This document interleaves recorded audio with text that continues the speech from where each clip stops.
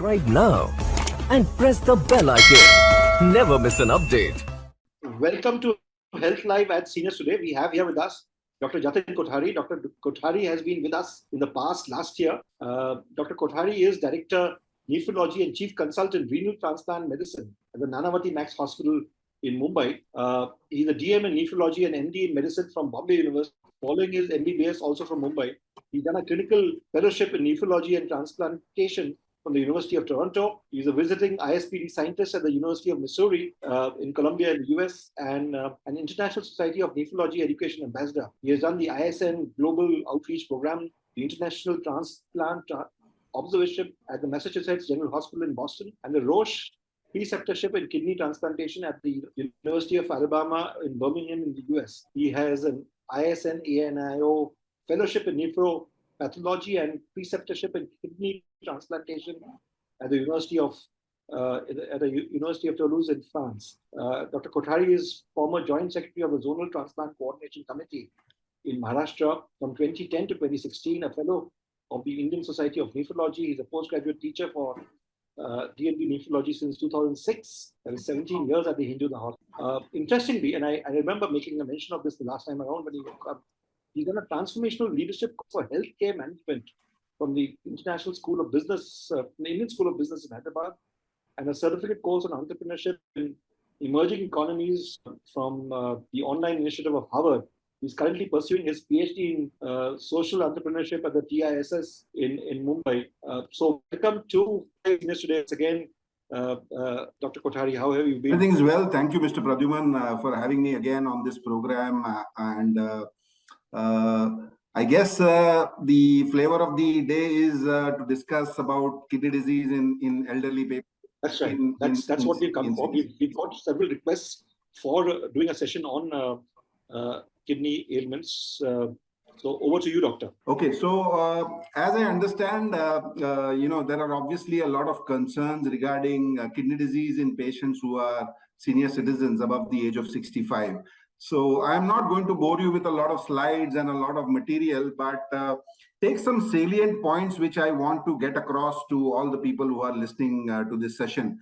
We'll have a brief discussion on various topics pertaining to kidney health in the senior citizen category. We'll talk a little bit about how kidney function is affected by just when a person is aging and how kidney function can get impacted. We'll also talk about some routine things which all senior citizens, in my opinion, should be doing as a preventive measure to prevent kidney disease, because we all know that once kidney function gets affected beyond a point, all patients who develop kidney disease beyond stage 4 and 5 have a requirement of dialysis and transplant. And whatever we can do to try and prevent people from having kidney disease is extremely useful, and that we will have some discussion on that. A little bit about diabetes and hypertension and how it would impact the kidney function, because this is especially relevant for the senior citizens and for all the people who are listening to this program. So we'll briefly talk about that. Some things that are not discussed on forums like this, especially pertaining to kidney problems in the elderly population, is also something that I'm going to discuss about. So urinary tract infections, a little bit about inability to control urine, what we call as incontinence. So just some tips on how you can handle these situations in the senior citizen category. A brief mention about prostatic problems in males who are beyond the age of 60. That's something that we need to be aware of, and what can we do to try and prevent it. And if at all it has happened, then how can you detect that problem early so that it doesn't lead to kidney disease down the line. And then some key messages about aspects like organ donation, which I am very passionate about, and some key messages. So I think this will be the format of the next 10 to 15 minutes of talk that I will give you. And after that, with the permission from Mr. Pradyuman, we can open up the session for questions and concerns that you may have. Is that reasonably okay, Mr. Pradyuman? That's absolutely fine. So those of you who have questions, please put them in the Q&A tab. As always, mention your age and gender, and then we will take it up. I will pose all the questions to Dr. Kothari. accordingly. Over to you, doctor. Great. Okay, so the first thing that I wanted to discuss was how does aging affect kidney function?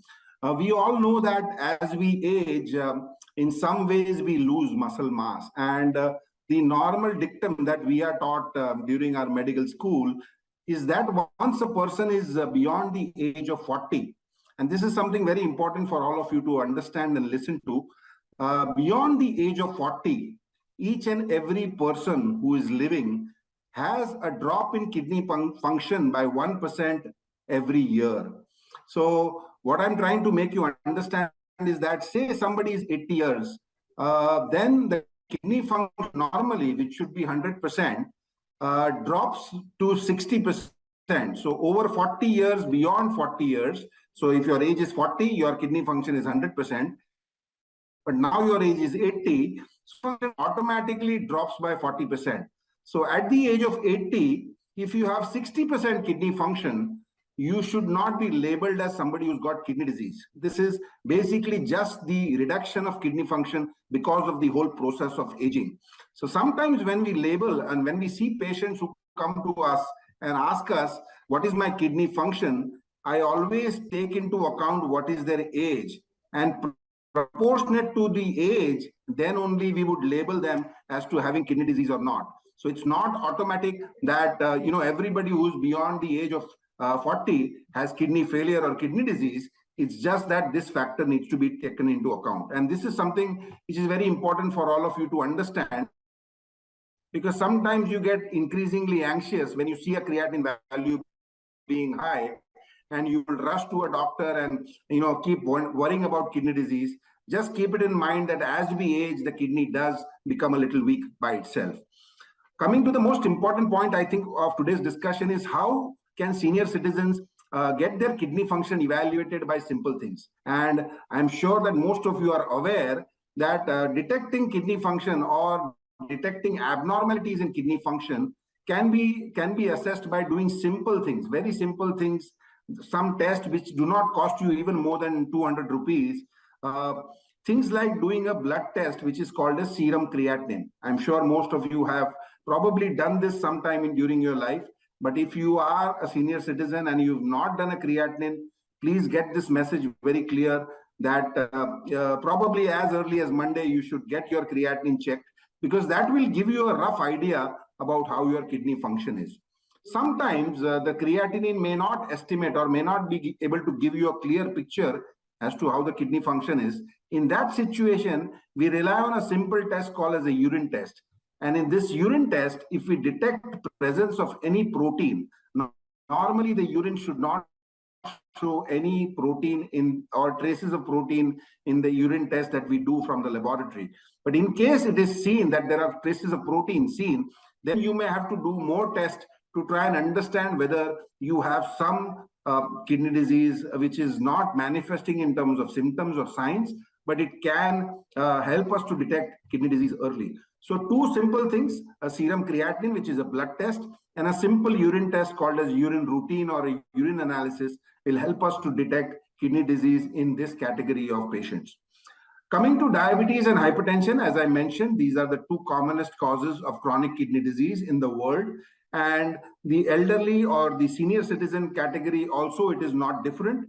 So the same two causes, that is diabetes and high blood pressure, both of these happening together, in fact, increases the chance of having kidney problems almost to the fold of 5 times. So if somebody has got diabetes or high blood pressure or both, then they need to be extra careful, and they need to make sure that they do the kidney evaluation probably once in a year. So this is something which is very important. Sometimes when diabetic patients have normal kidney function, they come to my clinic and they say that, my kidney function is normal, so why are you labeling me as a kidney disease? It's important for patients who have diabetes to understand that diabetic kidney disease is divided into 5 stages. And the first 2 stages of diabetes and kidney disease, your kidney function may be absolutely normal. So the only way that you could pick up that there is an early kidney disease is by doing the urine test, which I just mentioned. And there is one specialized test called as a urine albumin to creatinine ratio. Now, this is done by all laboratories. It doesn't cost more than 200 rupees. So do this test, which will, especially for all the diabetic patients who are listening to this program, please make sure that you do this urine albumin to creatinine ratio, because that will help you to find out whether you have early diabetic kidney disease. And if detected on the early stage, then we can sometimes even reverse this and you can be free of kidney disease in the future. So that's something that is a message, key message for all the diabetic people who are listening to this talk. Let's come to some specific things like urinary tract infections. Now, I know that some of the senior citizens have difficulty in terms of passing urine. Sometimes they are not able to control the flow of urine. If the social environment is not correct and they have to hold urine for a long time, that also can sometimes leads to urine retention, and that itself can predispose them to have urinary tract infection. Now, it's very different to deal with urinary tract infection in the senior citizen category compared to somebody who's a young female in the reproductive age group, where simple things like doing a gynecological examination, giving some simple antibiotics can cure the urine infection. In elderly population, in senior citizens, we sometimes face a lot of difficulties because of the urinary tract infection because of two things. One is, if the urinary flow is not good, then they develop urinary retention, and sometimes this can impact the kidney function. So that's one thing which we are worried about. And second thing, most of the antibiotics that we use for urinary tract infection in elderly population, it may have a tendency to cause more side effects. So if we can avoid somebody from having a urinary tract infection in the senior citizen category, I think that is the best way of handling this problem.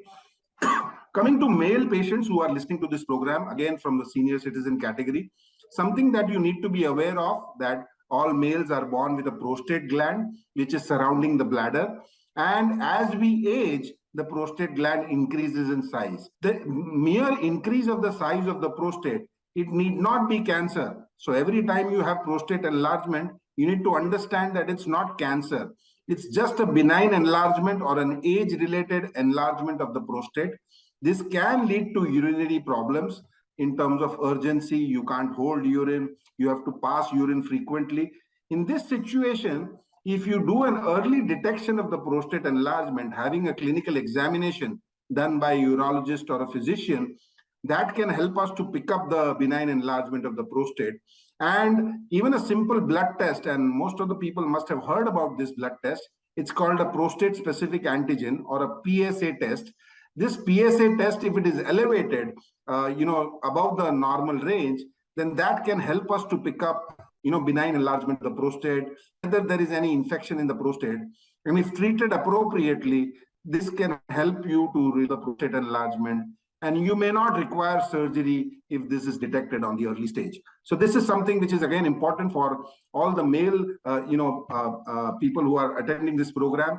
Keep a watch on your urinary symptoms. In case you have any symptoms which point towards a prostate enlargement, please consult a urologist, get a PSA test done, and then take the routine advice what is given by the urologist. Next, I wanted to point out a couple of things, and this question keeps coming off and on whenever I address, any senior citizen category of patients or people, as to what is the cutoff for organ donation.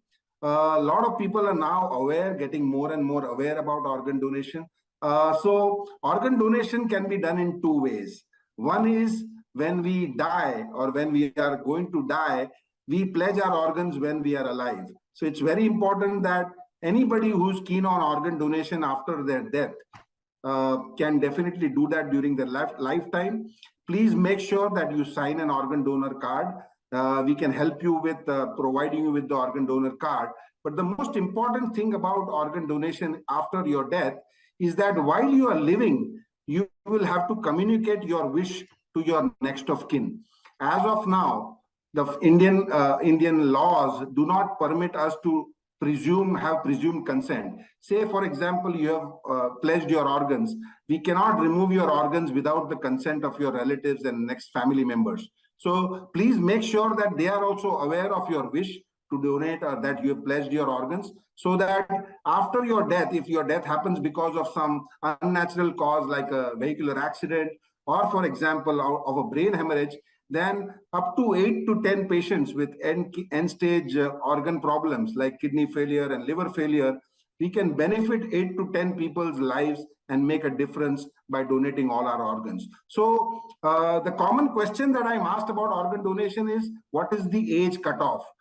As of now, the age cutoff, there is nothing like an age cutoff. We have people who have donated their organs even at the age of 80 years, when they've passed away and they've pledged their organs. At the same time, sometimes we have young people who have medical problems and they cannot donate their organs. Say, for example, they have unfortunately developed some cancer, or if they have infection at the time when they pass away, those situations we may not be able to use the organs. So what I want to give you a key message is that age is not a criteria by which we can restrict or limit organ donation. You can very well donate your organs. Everybody is aware that eye donation is done even 85-year-old people who've got good eyesight, and they can actually donate their corneas to people who need it. In similar way, organs also can be preserved and can be used and can be beneficial to a lot of patients who require these organs. Number two question, which also keeps coming up, is that if during my lifetime, can I be an organ donor? So the only organs that you can you donate, and that also the donation would happen to some family member. You cannot donate to a stranger. Unfortunately, in the Indian scenario, in the Organ Transplantation Act, as per now, only relatives can donate to their next of kin or family members. So the only two organs that you can donate, I'm sure most of you are aware, is one is kidney, because God has given us two kidneys. In fact, most of us have two kidneys. Some of us who are here listening to this program may have one kidney also. The incidence of having one kidney by birth is about 1 in 1,000. So if there are 1,000 people attending this session, I can say that one person out of them may be born with one kidney. But more or less, most of us are born with two kidneys. So we have actually been given one kidney in spare by God. We actually don't need two kidneys for a normal lifespan. So kidney is the commonest organ that is donated during your living time. And the second thing that you can actually donate is even a part of your liver.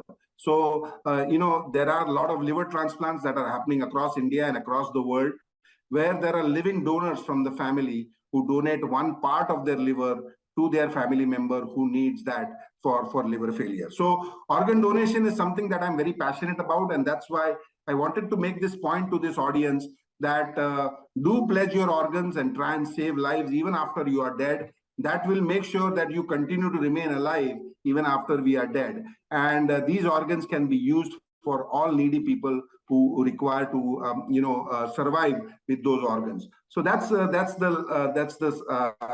second last point which I wanted to mention. The last point before I end is I wanted to talk about use of medications in the senior citizen category. I know that sometimes there is reluctance of going to a doctor and use medications by yourself.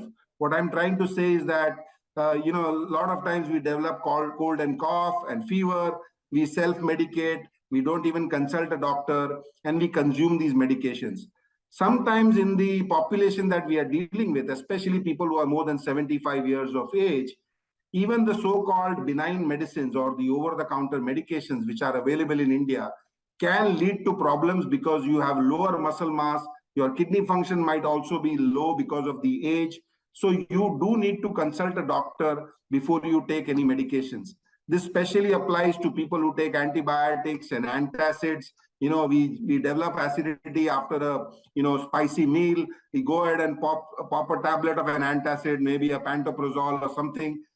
Please don't do that without consultation of the doctor. It's very important that we protect our kidneys.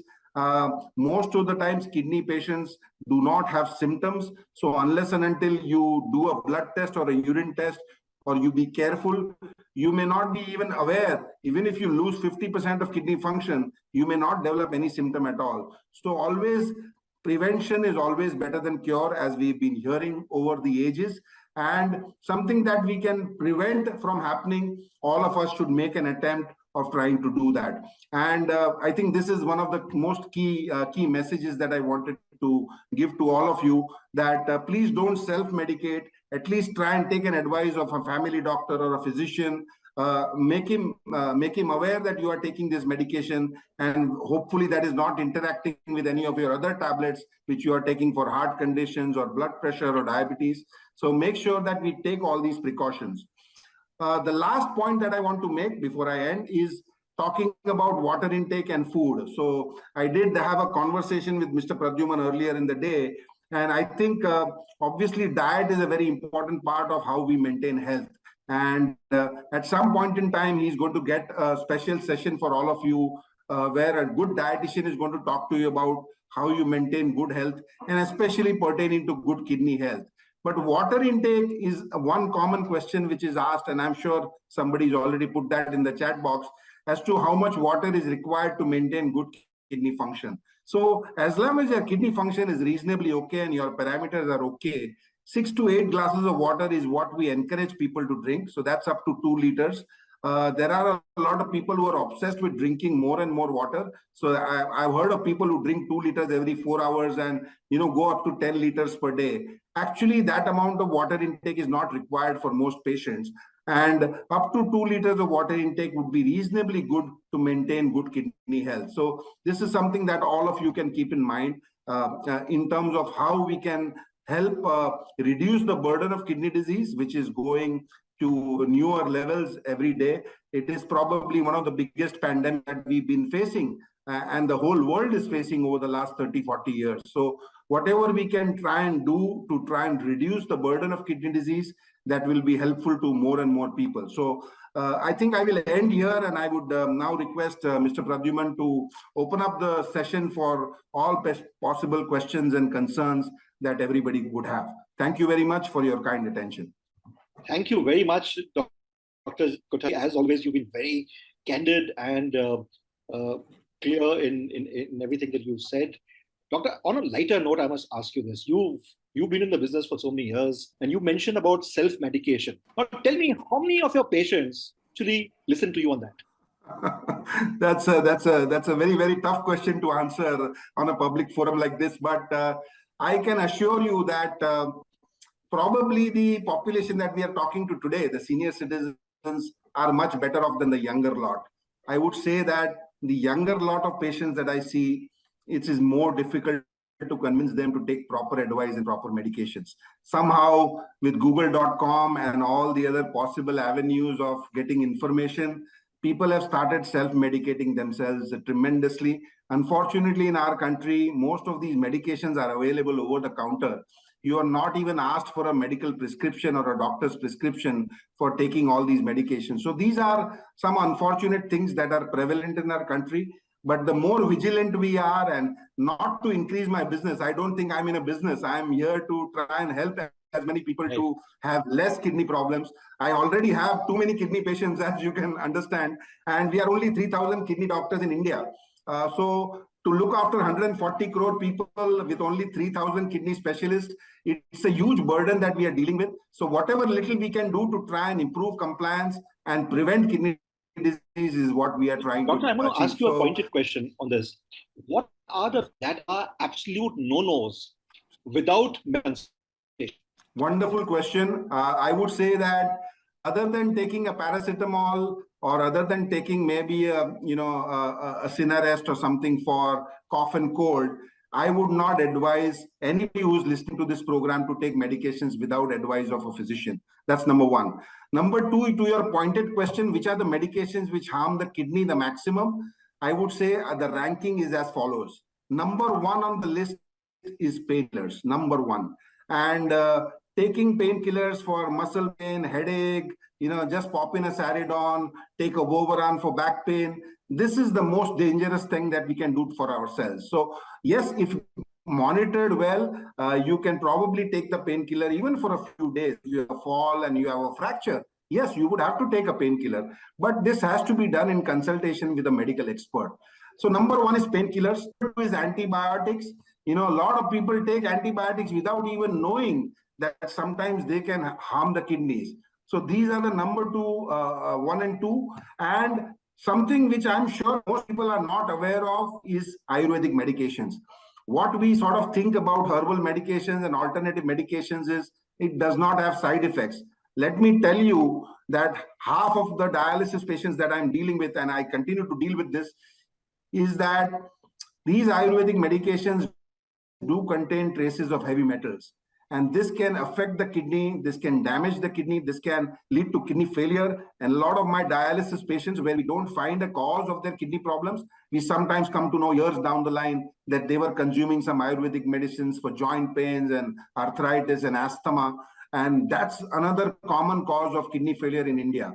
So painkillers, antibiotics, Ayurvedic medications, these three are an absolute no for anybody who's got kidney disease. And for sure, even for people who don't have kidney disease, because this can lead to kidney disease in the future.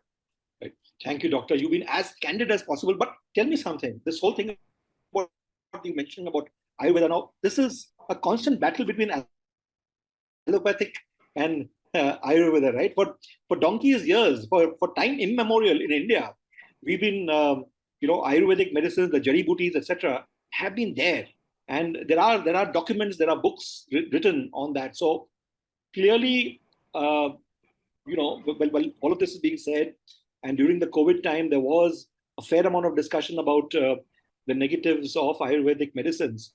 But I think what you're trying to say is that whatever medicines you should take should be post the advice of a medical doctor. Absolutely. I have nothing against alternative medicines, and I can genuinely express my concern regarding this. There are some conditions where actually all these alternative medicines do work well, and I myself have consumed sometimes Ayurvedic medicines and homeopathic medicines, especially from genuine homeopaths. I have a lot of friends in homeopathy also, so nothing against that. But these are in some limited conditions where we have to use a combination of various, allopathy and homeopathy together, etc., etc. So as long as you are doing these treatments with a qualified, physician, homeopath, or an Ayurvedic person, I don't have problems with that. My problem is that when people go to 5 different types of doctors and then take a combination of everything, as an allopath, I don't know what the Ayurvedic medicine person is prescribing, and vice versa. So in that situation, get harmed is the patient himself. And that's something that you mind. If you are convinced about a particular allopathy or a homeopathy or whatever, please follow that, but make sure that you are taking the advice from the right person. Please don't go to a pharmacy, tell them the symptoms and take the medicine. That's not the right way of doing things. That's my key message. And to everybody here as well, those of you who have asked specific questions, there's somebody who said, can I send my latest lab report? The thing is that we organize the health webinar as an advisory feature. There's nothing like speaking to your doctor directly, getting a clinical examination. And of course, you can also reach Dr. Jatin Kothari at the Nanavati Max Hospital and take his opinion. But do remember that we will not be able to give you specific advice over here, because even though we want to. Doctor, I'll get to the questions now. This is a question from Kamlesh Vajpayee, who's 70. He has high BP, no diabetes. Recently, his uric acid turned out to be 8. Febujet was prescribed. His questions are how to control it and food to avoid. Food, I must just tell you, Dr. Kothari mentioned, and I spoke to the amazing dietitian whom he advised, and we are going to have the lady come in on December 23rd. December 23rd is when she's going to be there. So we will discuss all of that. So we were fairly quick on that. So so his question is, should he have Febujet to control his uric acid of 8? So great question. I have a session on this next Saturday where I'm debating with a colleague of mine, and I'm addressing almost 200 physicians from Kalyan Dombivli area on this topic only, as to whether you should treat the number. My simple answer to that is we don't care about your uric acid number. Whether it is 8 or 10 or 15, it doesn't matter. We really need to know what is the cause or what is the reason why your uric acid is high, and whether there is any problem that you are facing because of the high uric acid. Treating the number is probably the worst that we can do for an individual patient. So my simple answer to this gentleman is that Do not bother about the uric acid. As long as your physician is treating you with the appropriate medications. Yes, there are some dietary changes, and I'm very glad that Mr. Pradyuman has already set up a topic coming this next month itself, where this problem will be advised. The diet advice will be provided to you. But on a general term, just restricting red meat. So if somebody is non-vegetarian, that's something that you should try and avoid. Chocolates have a lot of uric acid, so that's something that you need to stop consuming. And bottom line is, don't bother about the uric acid number. As long as there are no symptoms, don't bother about it. And hopefully your physician also will not be giving you medications to treat the number. That's my advice. Thank you. We have a question from Mr. Ramesh in this.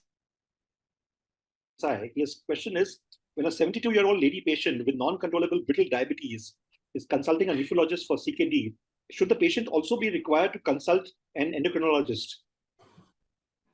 Yeah.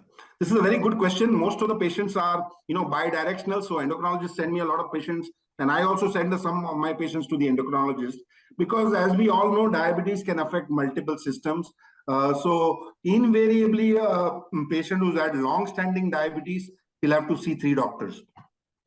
They will have to see the endocrinologist probably once in 6 months. They would have to see the nephrologist maybe once in a year. And if your endocrinologist is very good and competent, and if he's able to handle the kidney problem, especially in the early stages, you may not need to see a nephrologist.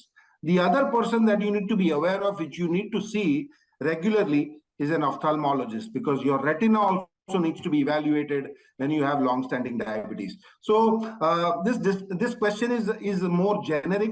Yes, depending on the individual situation, we would guide you to go back to endocrinologist, but your primary doctor remains the endocrinologist till you say have kidney failure, and then you come under a nephrologist. So most of these patients will be handled by the endocrinologists themselves.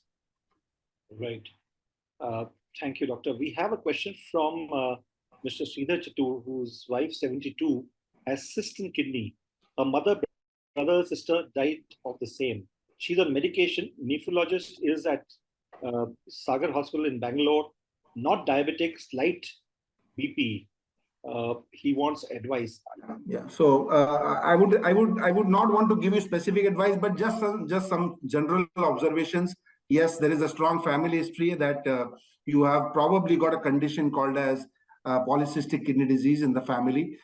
This needs to be attended to for sure. And I'm sure the doctors at Sagar are trying to do their best to maintain kidney function. But yes, you will require medical advice, and please continue to follow up with the nephrologist. Please assist in the kidney and progress to kidney failure, as you seem to have indicated. So please be careful, do a proper diet, do a proper follow-up with the nephrologist whom you are seeing in Bangalore. Right.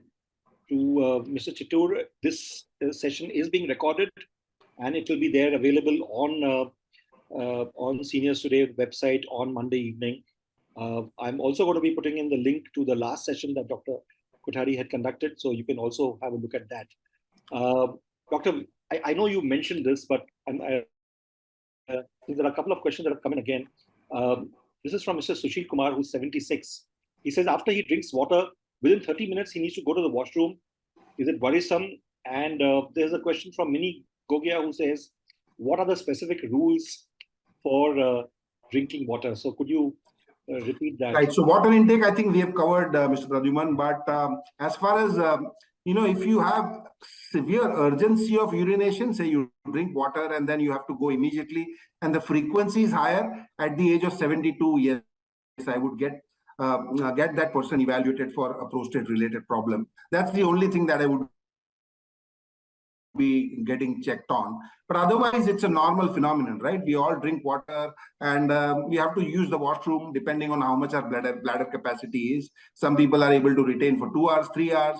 Some people have a tendency of using the washroom every hour. So nothing wrong with it. But if this problem persists and if there is increased frequency, especially at night, then I would be definitely seeking a urology consultation and get the prostate evaluated. Doctor, we have a question from Marjorie Fernandez, which is interesting. Can the intake of 2 liters of water, should it include tea, coffee, lassi, etc.? And what about the difference in intake of water during summer and winter. One feels very thirsty when one doesn't feel very thirsty in winter, and hence the intake of water would be much lesser in winter as compared to summer. Great question. Yes, the water intake depends on what temperature, whether you are indoors, outdoors, how much you sweat. There are so many factors, yes. But as a general rule of thumb, as I mentioned, if your kidney function is okay, then 8 glasses of water is good enough. When I say water, it essentially means any type of liquid. So we don't count the colas, etc. Ideally, I mean, we don't want too many people to drink colas, etc. For obvious reasons. But water intake, lime juice, any fruit juice, all those can be counted as liquids essentially. So 2 liters of liquid intake also would be reasonably okay for most patients. Although, if your kidney function is affected to some extent, then we would ask you to refrain from a particular type of juice or a particular type of liquid. But other than that, 8 glasses of any liquid would be more or less good enough for everybody who's got reasonably good kidney function. Right. Thank you. We have a question from Katie Daranchi, who's 72. She writes that during a urine routine test, the protein albumin level is 1+, and the pus cells are 10 to 15 NPF. How can she bring the pus cells down? Right. So again, in this, the focus is on the report. I would decide on treating this particular person based on the symptoms. So in my opinion, the pus cells doesn't matter. It doesn't mean anything. As long as the person is not having symptoms, if this person has a urinary tract infection and symptoms of urinary tract infection, then yes, I would be looking at that for sure. Now, sometimes when we develop a urine infection, the urine report does indicate some traces of protein.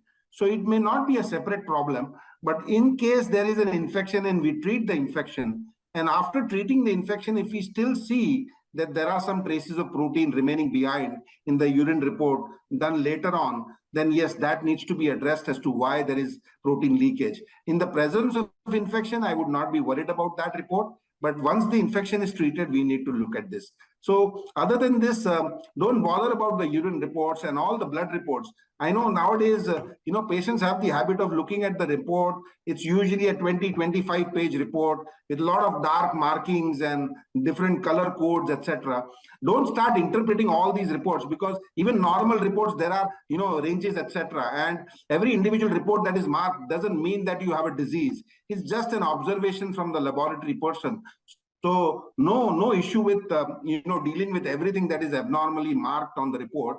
But stop looking at all these things and have a good physician who can help you to decide on whether you need treatment at all for all reports. Right. Thank you. Doctor, it's 5:45. I know we have 5 minutes more. We have a question from an anonymous attendee who's 77, a lady. She says she needs to pass urine 3 to 4 times every night. She wakes up very thirsty, so she has to drink water 2 each time. It's perhaps like a vicious. Yeah.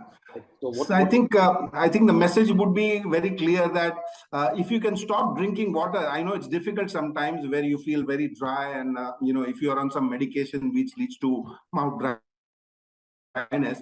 But try and avoid taking the water, especially when you get up in the night to pass urine. That itself may help you to reduce the frequency of getting up. And hopefully, that problem can be averted. In case this is a persistent problem, then yes, definitely you should be evaluated, because it's not normal for somebody, even at the age of 85, to get up 4 or 5 times. So, that's something that may need evaluation. But per se, try and reduce the water intake, after 9 p.m. to try and get the frequency of, getting up down. Doctor, one last question. I know you've mentioned this, but Madhu A, and this is a common problem. What are the symptoms of UTI that one should be careful about? Yeah. So fever, flank pain. When I say flank pain, is at the back, just below the ribs. If you have very severe pain, presence of fever, and of course urinary symptoms like burning in the urine or passing any blood in the urine are usually the signs where we would suspect a urine infection. And people who've had urine infection in the past, they can make out immediately whether they have a urine infection or starting of a urine infection. So they need to be vigilant. Don't rely on only the urine routine. If you have a genuine urine infection, the only way to detect and confirm the urine infection is doing a test called as a urine culture. I'm sure everybody is aware of that. Yes, it is a little more expensive than doing a urine routine, but it gives you much more information, and accurate treatment is based on the urine culture report. So that's something that I would recommend people to do in case they have any of these symptoms of urinary tract infection. Right. Doctor, two questions. One is presence of protein in urine. Is that the only symptom of failure of kidney function? So that's one of the things. And as I mentioned, also doing a serum creatinine and your age-related creatinine and GFR calculation, which is available in most of the laboratory reports nowadays, does help you to find out whether you have an early kidney disease. So these are the two routine tests that we do. Yes, of course, we have a lot of other tests that you can do in consultation with your physician or nephrologist. Does Parkinson's medicine, does it affect the kidneys? Not directly to the kidneys, but yes, it can impact the bladder function. And if that problem is not addressed, then sometimes the bladder issue can lead to pressure changes on the kidney and can impact the kidney also. So something that needs to be looked at. And I'm sure whoever is the neurologist or physician treating you for the Parkinson's will make sure that your urine flow, etc., is normal. And if at all there is a side effect of one of those medicines, then they would give you counter medicines to prevent that from happening. Right.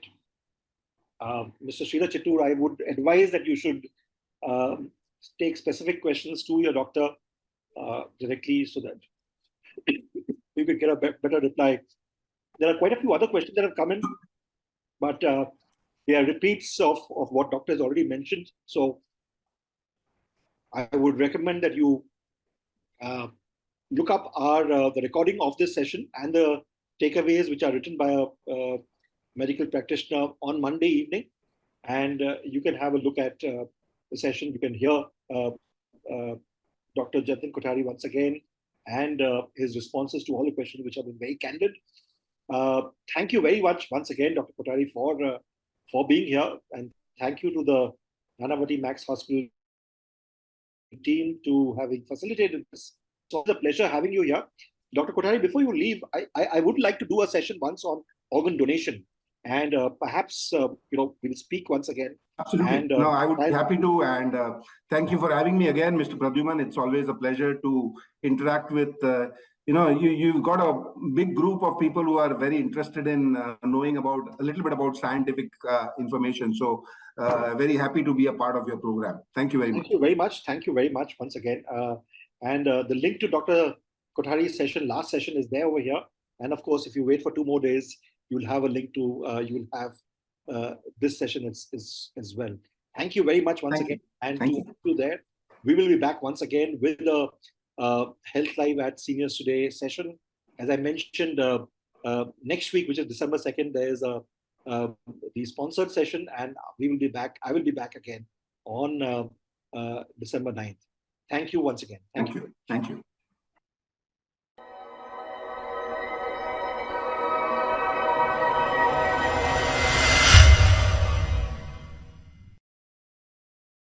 Subscribe now and press the bell icon. Never miss an update.